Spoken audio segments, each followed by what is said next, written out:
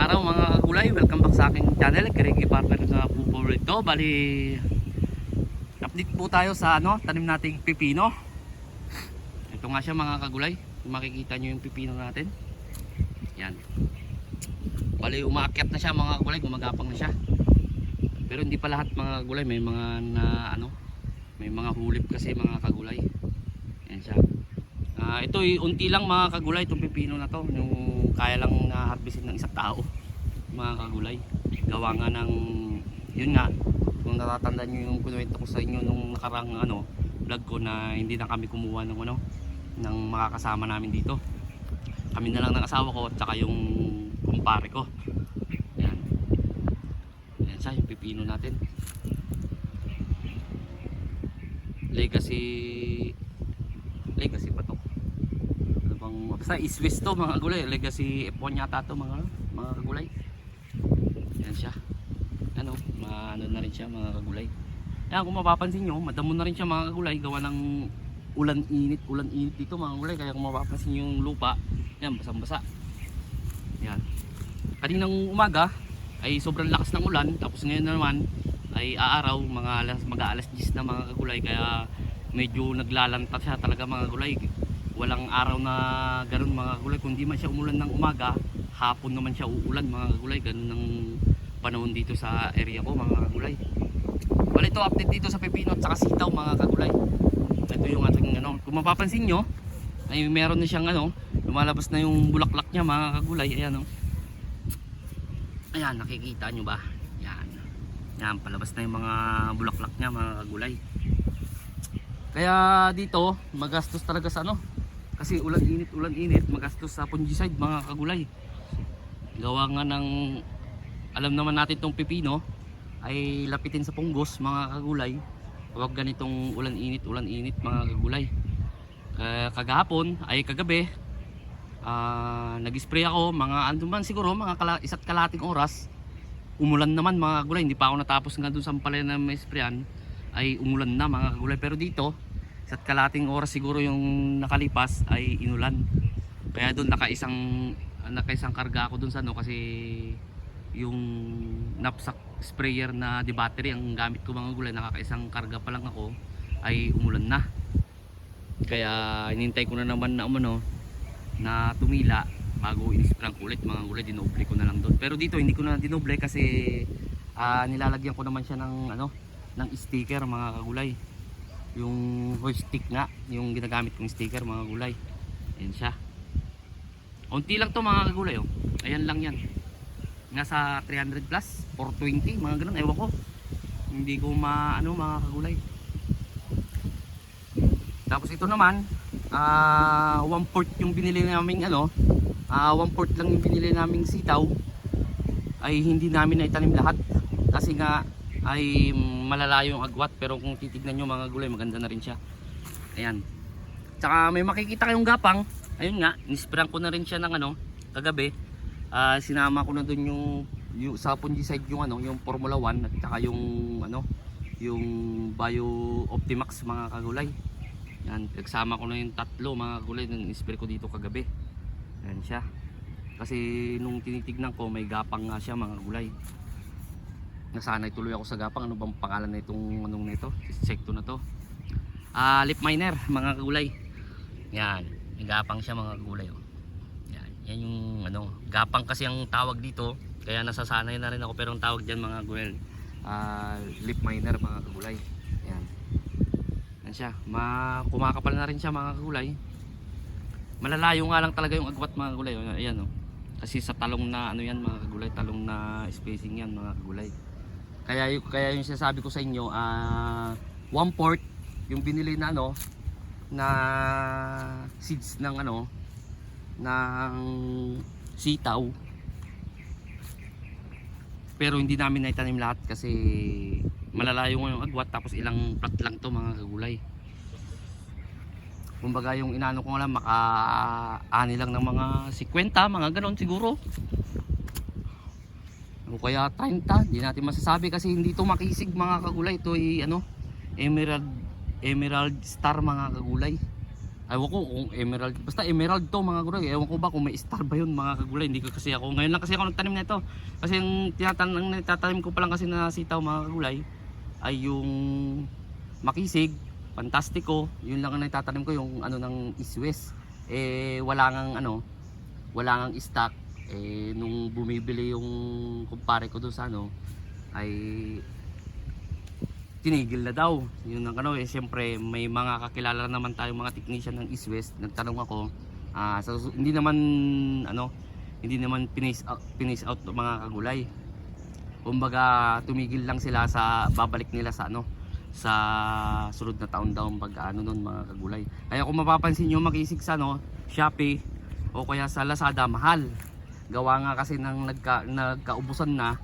Kaya yung ibang ano naman ay hindi naman natin sila mga kagulay masisisi kung bakit nila minamalang, kasi nga ay wala na silang makuhanan mga kagulay. Kasi sa totoo lang mga kagulay, mura na naman ng kilo ng sitaw. Pero umaabot na yata ng kulang-kulang 2,000 mga kagulay. Nagmahal sila. Ayan siya. Ayan o. Maganda na rin naman mga kagulay. Doon may mga ano siya nung nakaraan pero na-sprayan naman natin. Yan siya. Yan hanggang doon yan mga kagulay, lang plat ba to? 1, 2, 3, 4. 4 tong mahaba. Tapos 1, 2, 3, 4, 5, 6 yung ano. Bali 10 plat pala to mga kagulay, pero 4 lang tong magkakapares ang haba. Tapos kung mapapansin nyo, nandun na. Doon na nagsimula mga kagulay. Mas lalo yung nandun mga kagulay. Doon na nag-umpisa. Kasi iniwasan na nga natin tong ano, mga puno, tong nyug, iniwasan na natin para kapag maglag yung ano, yung dahon ng nyug ay hindi madadaganan din tong tanim natin. Tapos yung ano, yung susunod na, yung pasusunod nating tanim doon mga gulay, pipino at saka sitaw, ay tapos na rin natin i-trellis mga gulay. Yan siya. Kumbaga ito lang tong anong to, video na to ay tungkol dito sa update natin sa sitaw. Ayan siya oh, nag-aano siya, kapag biglang lalo na yung ano pipino mga kagulay, pag biglang umaraw na napakatindi mga kagulay, medyo naglalanta siya. Siyempre galing sa ano, sa ulan. Natural lang yun mga kagulay, kasi mahina talaga ang pipino sa ulan. Kahit sabihin natin hindi naman nababahaan doon, hindi naman na ano, pero siyempre simula pa kagabi umulan na, tapos kagaya ng umaga pa, tapos biglang maaarawan mga kagulay. Ayan, makikita nyo naman yung ano, maganda naman yung dahon ng ating ano. Yun nga lang may ano siya, may yun nga leaf miner nga nasasabi ko, pero na-sprayan na natin mga kagulay. Ayan. Yan, dalawa lang mga kagulay, sa isang butas, dalawa siya. Nung binilang namin to, ang 1/4 pala mga kagulay, kung ilang peraso ay nasa 1/6, naglalaro sa 1/6, 1/5 mga kagulay. Hindi naman namin na itanim lahat yun. Ibig sabihin may mga 100 yata doon na natira, 50 butas ang ginano.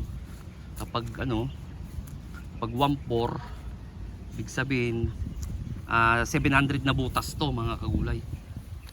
700 na butas. Ayan siya. Kasi kaya ko nalaman kung ilang peraso mga kagulay. Nagbibilang kasi ako mga kagulay. Binibilang ko siya, kaya alam ko. Dati kasi nung tatanim ako dun sa ano, sa probinsya dun sa Mindanao, ay yung ano lang din, yung bigay lang din kasi yun ng ano, ng sa DA mga kagulay. Siyempre may samahan kami, siyempre nagre-request sila, yun nga, hati-hati lang sa mga membro. Hindi naman namin na ano na, siyempre marami kaming membro, mahigit kami 100 nun doon. Shout out nga pala dyan sa ano na, sa samahan namin dyan sa ano, Agusan del Sur, San Francisco Agusan del Sur. Lalong-lalo na kay Boss Mike, yung presidente namin, saka kay Madam Barlisan, yung vice namin mga kagulay. Kasi dati ay may katungkulan din ako, sekretary ako dati doon. Pero yun nga, nag-ano na ako, gawa ng pumunta na ako dito mga kagulay. Ayun, kapag may mga ano, kasi bumibisita yung East West doon, kaya yun, nakakapagkwentuhan kami. Kaya Marami din akong kakilala na ano na technician ng East West mga kagulay, lalong-lalo na dun sa Mindanao. Yan siya. Pero yun nga, hindi nga lang East West tong tanim kong to, gawa nga ng wala ngang makisig, kaya nag-ano ako ng ibang variety mga kagulay. Yan. Sa nagsasabi nga pala na para-parehas lang naman yan sitaw, masasabi ko doon, tama naman, para-parehas sitaw. Ang kaanuan lang kasi doon dito mga kagulay o kaya sang lugar nyo, depende po kasi kung ano yung mas mabenta. Depende po kasi sa lugar mga kagulay, hindi yung sasabihin natin basta sitaw yan, tanim na natin, hindi po. Kailangan, yun nga, nung mga nakarakarang vlog ko, nung nagsisimula pa lang ako, nung nagbigay ako ng ano, kumbaga nagbigay ako ng unting ano sa pagtatanim na may nagsabi sa akin na mas maganda ang Fortuner. Oo, mas maganda talaga ang Fortuner kasi mahaba siya, mabigat. Ilang piraso lang, 2 piraso lang, 1 kilo na at 3. Ganun. Ang kaso nga mga kagulay, kumbaga may ipapasok ko lang to mga kagulay. Gusto man natin magtanim ng ganun. Kaso lang dito sa areang to hindi po pwede kasi hindi naman siya mabebenta. Katulad din dito sa mga ibang sitaw, halimbawa may ibang variety. Sasabihin, may magsasabi, mas maganda yung ganito, mas maraming bumunga. Oo, may kanya-kanya naman kasi ano ng sitaw, may sitaw na may variety tayo mga kagulay na marami talagang bumunga. Ang kaso, ang tanong, kung malakas pa sa market sa inyo mga kulay, kaya dito sa akin. Kaya ito, nakita ko naman to na mabenta naman dito sa area ko, kaya ito na lang yung binili mga kagulay. Ito na lang yung pinabili ko sa kumpare ko kasi wala nga makisig. Kaya yung mga nagsasabi na parehas lang daw sitaw yan, hindi po. Isa lang po ibig sabihin yun, hindi yata kayo magtatanim talaga ng gulay kasi hindi nyo alam kung ano yung hindi nyo dapat kinoment nyo kasi kung alam nyo talaga yun, kung magtatanim kayo ng gulay, alam nyo kung bakit hindi ako nagtatanim o kaya ano, kung ibang klaseng variety yung tinatanim ko kasi yun yung malakas dito. Tsaka dun sa nag-comment din sa akin na para-parehas lang naman daw ng abono, hindi ko ano, ipapaliwanag ko lang mga kagulay yung triple 14 para-parehas naman daw, ganoon din naman ang epekto sa ano kaysa sa mga yara. Ang sagot ko naman doon mga kagulay, hindi ko na siya sinagot doon sa ano, kaya ay nag-comment din ako doon, nireplyan ko sa comment mga kagulay na kung yun yung pagkakalam niya, nire-respeto ko, sabi ko. Pero magkaiba, hindi magkaparehas ng ano mga kagulay kasi ang yara, ang triple 3 lang, NPK lang mga kagulay. Ang yara marami siyang kasama mga kagulay, lalong lalo na yung winner natin at saka nitrabor natin. Hindi ako nag-endorse mga kagulay, kundi ako kumbaga yung kasi yung gamit ko. Kasi may nag-comment na ganoon mga kagulay. Magkaiba po. Hindi po, wag niyo po sasabihin na magkaparehas lang ang epekto, magkaiba. Kasi doon pa lang sa triple 14 mga kagulay, NPK lang 'yun mga kagulay. Hindi katulad doon nga sa yara na may ano siya, kung makikita nyo yung content nung yara, marami din naman siyang kasama. May boron siya, katulad nung may calcium siya, may ganon mga kagulay. Hindi lang siya basta NPK. Yun lang naman ang may papaliwanag ko doon. Kung nanonood ka boss, doon sa nag-comment sa akin na nasubukan na daw niya lahat, na ang mahal daw ng yara, pero ganon din naman, para-parehas ang hindi po boss. Babasahin nyo rin po boss yung yung nakasulat doon. Yun. Alam yan ng mga legit na nagtatanim ng gulay. Kaya nga sabi ko na lang siya, kung yun ang pagkakalam niya, nire-respeto ko. Yun nga lang, naalala ko lang, kaya dito ko na mismo papaliwanag mga kagulay. Yan, napapahaba na tuloy tayo sa ating update dito sa ating sitaw. Yan siya. Eto, bali itong pipino natin mga kagulay ay tuturuan nating gumapang mga kagulay. Gaganon natin. Yan. Ganyan. Pruning din ako dito mga kagulay. Kinukuha ko yung 3 sanga simula sa baba. 3 sanga, kung may bulaklak na siya doon sa may sanga, kinukuha ko na lang. Bawa ito mga kagulay, Ito sanga siya, tapos may bulaklak. Nakikita ba? Ito, halimbawa ito sanga siya, may bulaklak siya diyan, kinukuha ko 3 mga kagulay. Halimbawa yan, 1, 2, 3, kinukuha ko na yan mga kagulay, tapos pati yung bulaklak niya kinukuha ko. Ito na lang pinapatuloy ko mga kagulay. Kasi nga, yun nga yung lagi ko pinapaliwanag, murun pruning ako mga kagulay, lalo na dito sa sa pipino na to, kasi lapitin to sa bunggos, lalo na kapag tuwing umuulan mga kagulay. Yan, paliwanag ko naman siguro no karang vlog ko kung bakit ganun ako magtanim. Kahit dito sa mga kagulay, dito sa sitaw nagpo-pruning din ako. Hanggang 3 rin mga kagulay yung kinukuha ko diyan sa sanga. Hanggang 3. Yun din yung papaliwanag ko mga gulay, gawa ng mano sa punggos mga kagulay, dito umuulan lagi. Mas maganda kung medyo mas mataas yung dahon niya mga kagulay. Yan siya. So galagalahin natin to mga kagulay. Meron yung mga maliliit pa dito. Yan, mamaya ko na lang ito kasi nagbablog tayo mga kagulay, gumagawa tayo ng content. Ayun nga umano na siya dito. Kailangan talaga turuan to mga kagulay. Doon yan sa kabila. Pero mamaya na mga kagulay. Yan. Ayan medyo naglalanta siya mga kagulay. Hindi naman lantang-lanta mga kagulay. Kumbaga nag-aano lang yung niya, dahon. Yan siya.